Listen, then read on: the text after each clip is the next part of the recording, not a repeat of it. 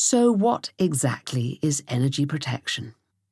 Energy protection is not about fighting anything off, or battling with evil forces or any other such nonsense. It doesn't need spells, and it certainly doesn't involve black magic or witchcraft. While it's dynamic in its effect and uses the power of intent, it's not threatening, and it's most definitely not about hurting anyone else or being aggressive towards those who don't have your best interests at heart. Energy protection is about feeling secure within your own self. Energy protection is about creating a safe space in which to live, work, and have your being. It creates healthy boundaries and a calm, quiet center in which to simply be. It's about having positive emotions and constructive thoughts that create a benevolent world.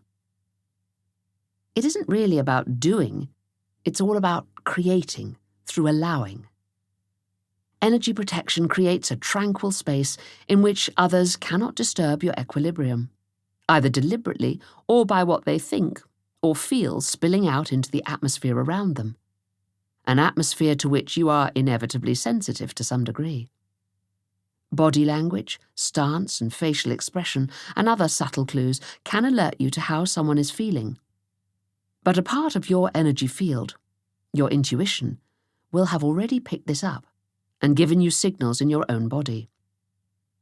The trick is to be aware that it's done so, but not to be overwhelmed by it. You can then choose to respond constructively. It's the same with places. We've all felt those chills down the spine or that headache that develops almost instantly in a particular place. If we recognize these feelings as signals that all is not well energetically, we can quickly take steps to transform the energy and to protect ourselves if necessary. If you feel you're too open to other people's energies and vulnerable to psychic invasion, you can quickly close off with a traditional body posture that creates an energy circuit around your body that cannot be breached by outside influences. Try this. When travelling on crowded public transport, or sitting with a needy friend or at work, cross your arms over your solar plexus and cross your legs at the ankles to create an energy circuit that cannot be breached. This is enhanced by wearing a labradorite pendant. A time-honoured, constant and reliable means of protecting yourself is by wearing a crystal or keeping one in your pocket. Although if you don't ask the crystal to work with you and keep it energetically clean afterwards, it can end up doing the opposite of what you intended it to do. So do remember to cleanse all your crystals regularly. Labradorite is particularly good for protecting your energies. Why crystals? The ability of crystals to harness the power of your mind and enhance the tools given throughout this audiobook is truly incredible. They amp up the energy and boost whatever you do, and they have a unique ability to absorb negative energy, which is why the energy protection tools in the audiobook have treasure chests of specific crystals and crystal tips to lead you to other useful stones. A choice of stones is given because you might well already have a suitable crystal at home, and because certain stones are suitable for particular people, and other stones are more suited to someone else. Not all people resonate at the same frequency or have the same sensitivity. Do remember, though, that crystals pick up the vibrations of everyone who handles them and is in their vicinity. This is why they need regular cleansing. Crystals have been used for thousands of years to protect and enhance personal energy, and to instill the qualities, such as confidence, that help you to feel safe in an uncertain world. Recipes for crystal protection have been found that are over 5,000 years old, and the same crystals are still being used today. Bloodstone, hematite and carnelian, for instance, were placed around the wrists of newborn babies in Mesopotamia and Egypt to ensure a long, prosperous and safe life. And the same combination is still effective in modern times. In the Neolithic period, the Stone Age, stones literally were the modern technology of the time. There is evidence from graves over 40,000 years old that crystals were used to protect the dead on their journey to the next world, and we can assume that they were also used to protect the living. This tradition passed into Greece, Arabia, India, and the Far East. This means such crystals are imbued not only with their own inherent properties, but also the power of intent, expectation, and long tradition. So, you might well be asking, what inherent power does a crystal have?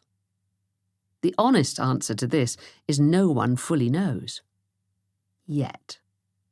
Although crystals may look solid, like everything else in the universe, they are a seething mass of the orderly vibration of a few particles and a lot of space.